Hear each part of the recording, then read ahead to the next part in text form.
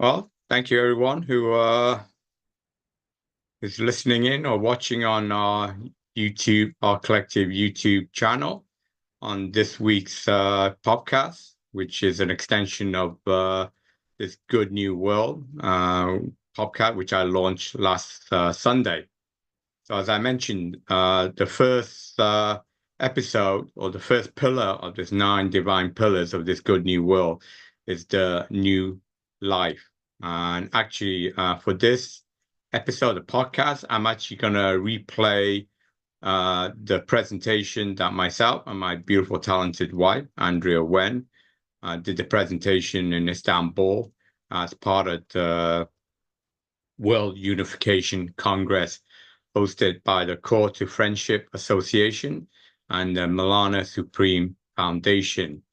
So before I dive into this new life and what it's all about and the practicality of what the meaning behind it, I'm going to play this little short 3-minute trailer of that eventful 3-minute. It's a 3-minute trailer of Istanbul. Okay, so this is what inspired me to do this podcast. So I just wanted to like I said, to spend a little bit time showing you what happened in Istanbul and why it's so important for us moving forward. So apologies, a little bit gremlin technicality. I forgot to share my audio, so let me share my sound with you all. So share. And this is the trailer, which I'm about to play with you, of a presentation that myself and Andrea gave in Istanbul last month. So enjoy it, and I'll be back to you after this trailer is completed. Thank you.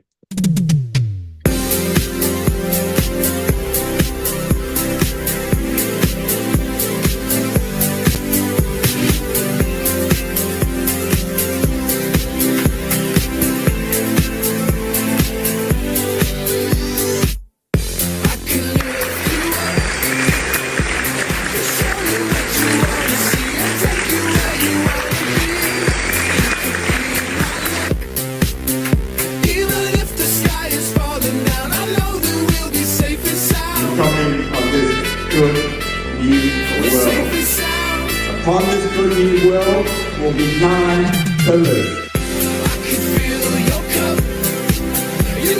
2019, beautiful delivered my beautiful wife and my life. I want to appreciate you. Please speak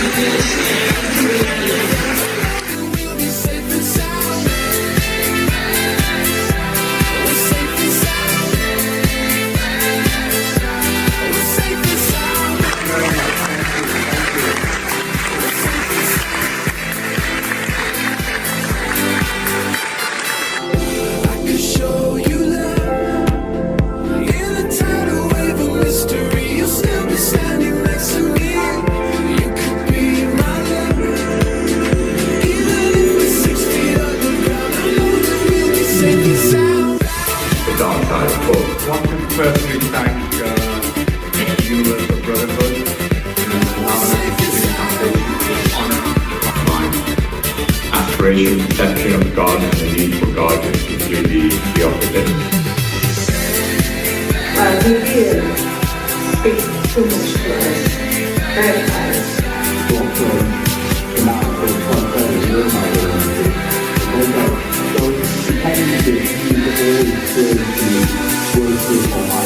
I can lift you up. I can show you what you wanna see and take you where you wanna be. You could be my luck. Even if the sky is falling down, I know that we'll be safe and sound. I can lift you up. I can show you what you wanna see and take you where you wanna be. You could be my luck. Even if the sky is falling down, I know that we'll be safe and sound.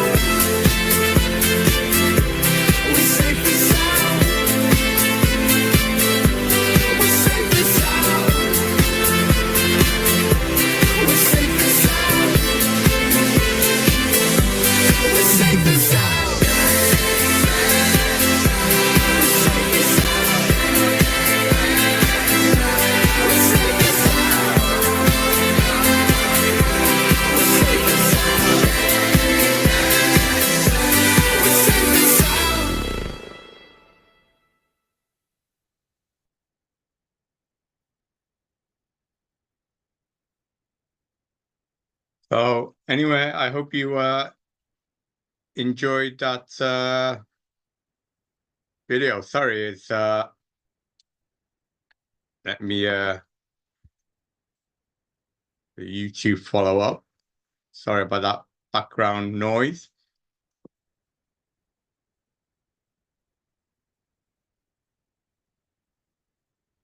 All right, so back to the podcast. Sorry about a technical glitch. I had another replay of another YouTube before after the completion of trailer. But anyway, hopefully you enjoyed that 3-minute short trailer.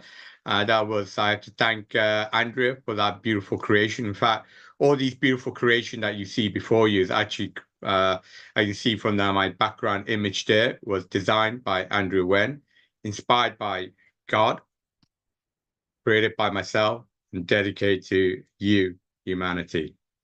Okay, as arrogant as that statement may be, is the truth. Okay, so now after this trailer, I'm going to go into the actual presentation that we delivered in Istanbul. I'm going to zip through most of the first part of it. I have to thank again my members of my member number 5. I forgot what the title we were referring to call, but those members that does this monthly presentation as part of the Core to Friendship Association is myself, Andrea Wen, and Linda Zaraya. So I have to thank my 2 talented female partners for these monthly presentations that we create for this Core to Friendship Association. So the presentation that we delivered in Istanbul, as I mentioned, is the first part of the pillar, which is this new life.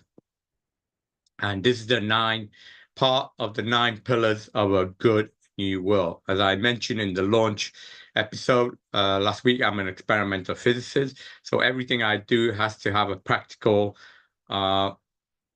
aspect of it, a thing that can actually, be built, be developed. Not just a theoretical, wishy-washy thing. Okay, so these 9 pillars are actual practical aspects of this coming good new world. And the first one of this first pillar, as you see, is the new life. And then you have the new mathematics, the new commandment, new exploration, new collective, new governance, new humanity, new science, and new religion. And in the podcast I delivered last week, I went to the details of these pyramids of the Holy Trinity, these 3 Holy Trinity centered around God. So I delivered that last week. So I'm not going to go into too much detail, just show you these pyramids. And the first season, episode 1 of season 1 is the new life. And then next week will be episode 2, which will be new mathematics, and we'll recycle through the whole 9 pillars. And then once recycle, we'll go to season 2 and then cover new aspects of new life, new mathematics, etc., etc. So this new life, what's it all about? Well, I'll just read off the script. Connecting with our divine, identical mirror twins in the cosmic sea of consciousness will open up the portal to other multi-dimensional life forms. So those that know me know that I discovered the twin universe, which explains all the cosmic unknowns like dark matter, dark energy, missing antimatter, quantum entanglement, etc., etc. But the biggest discovery is the single omnipotent consciousness, which is God. So this is a way, a new life of connecting with our mirror twin in the other twin universe that exists in parallel with us. So, well, new life, how do you define new life? Well, the universal genetic codes. So what are these genetic code, the universal code? Well, we all know that all life forms, at least here on Earth, and we believe that is also the case for all life forms anywhere, is that all organisms are made up of these 4 DNA code, which are paired CG and AT. And now there are RNA, which is also for viruses, but we'll just focus on the DNA, the 4 codes of life. Now, as you may know, when I discuss about new mathematics in next week's podcast, I also developed a new mathematics which split the natural numbers also into 4 natural number groups. Again, it's related to the twin universe discovery that I also made. And those number groups I define as the real numbers, which are n plus, n minus, which exists with, you could call it exists, or is the reality of our positive universe where we all reside. And then the complex twin of those real numbers are the imaginary numbers, which I define here as ni and n minus I. And again, next week I'll go into more details with this definition. But these I also define as the cosmic gene of the entire cosmos, or aka God itself. And again, in further lectures, I'll define how that God gene can actually be used to calculate the existence of our own reality and even predict the correct number of baryonic particles in our existence.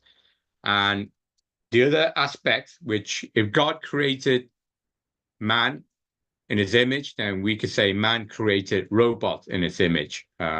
Robots or androids. Androids are just robots that look like human. And obviously the basic codes of robots are 0 and 1, or 1 and 0, the duality. So again, the 4 number code. So everything in life is defined with these 4 unique number code.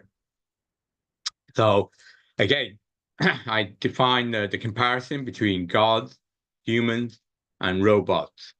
So if God created man in his image and man created androids in his image, in reality, based on the twin universe model, the cosmos came into existence in a Big Bang moment when a twin positive universe containing individualized consciousness and a negative universe with a single omnipotent consciousness, aka God, were created.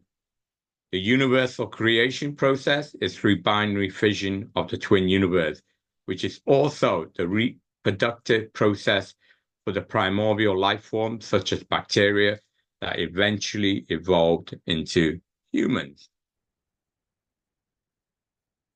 So how do I define the scientific terminology of God, humans, and robots? Well, God, I define it as the single omnipotent consciousness. Homo sapiens are the technical terminology that defines us humans. And robots are computational machines. Now, in terms of the age of these 3 species, entities in our universe, well, God came about at the beginning of the universe. Now, we could talk about the chicken and egg. Did the universe come first or God came first? Again, we'll cover that in future podcasts. But scientific dating of the universe is around 14 billion years, or 13.7, if you want to be more precise. Homo sapiens have been around for around 200,000, although there's some archaeological evidence that Homo sapiens of our kind has been around for almost as long as 300,000 years ago. And robots or computational machines, and I'm talking about modern, because obviously the Greek made mechanical computational machine using hardware, using actually gears, thousands of years ago. So I'm talking about the modern computer types, electrical circuit computational machines been around for less than 100 years. And again, the comparison between these God, humans, and robot in terms of its composition, well, I define God as a cosmic base. Humans, and not just humans, but all life forms, as far as we're aware, not only they're coded by the 4 DNA of life, but they're all carbon-based as well. But robots, well, they're made out of silicon wafer, so I define them as silicon-based. What about the comparison of the consciousness? Well, God, I again define as a cosmic intelligence, whereas human is a biological intelligence. And robots is, well, the common terminology is artificial intelligence. Now, in terms of what the mechanisms of these consciousnesses. Well, for God, I define it as quantum duality, and I'll cover that in a little bit more detail next. For humans, is chemical neurons, what's within our brains, a billion neurons. And for robots, they're created out of electrical circuits. Now, in quantum duality, for God, you can define as the duality of light energy. The particle is defined, I would define here as the one state. So particle is defined as you can physically locate its position. Okay, so it's like the Heisenberg uncertainty position. If you can physically locate its position, then its momentum is infinitely spread. Okay, but for this case, in terms of the on-off switch, I define the particle as the one state, knowing that its fixed location. On the other hand, the wave function, you cannot define its position. So that I define as the zero state. So the equivalent of that for humans is the one state is your neurons are firing. Okay, and then when your neurons are not firing, they're inactive, then I define that as the zero state. And similarly, the comparison for robot electrical circuits are made of ground state, which in this case I define as the zero voltage, which is the zero state, and the high voltage state, which for most circuits is defined as the 5-volt stage. So that high voltage I define as the one state. So information are fundamentally processed inside human brains and robotic processes through the binary codes defined by the logic state of 1 and 0. If we then also consider that God is represented as a single omnipotent consciousness, then the cosmic information is also fundamentally processed by binary codes as generated by the principle of quantum duality. So what is the future for God, humans, and robots? Well, God is eternal. God is the cosmos. So as long as the cosmos exists, then God will exist. Humans, well, as I said, we've been around 200, 300,000 years ago. And as long as we don't kill each other, go extinct like the dinosaur, eventually our advanced form, our good form, our righteous form will evolve to higher states. Higher states here I define as angels that will explore the inner spirits. And for robots, well, that will be the equivalent of aliens that will explore the outer stars. So you may say, well, can't human explore the outer stars? Well, physically, our bodies are not tuned. Our body is tuned to survive in gravity. So that's why those people that stay in, like the space station for a few weeks or a few months, they lose a lot of bodily functionality. They can actually go blind, their bone deteriorate. So physically, our bodies are not able to cope with outer space, not just because of gravity, but cosmic rays, etc.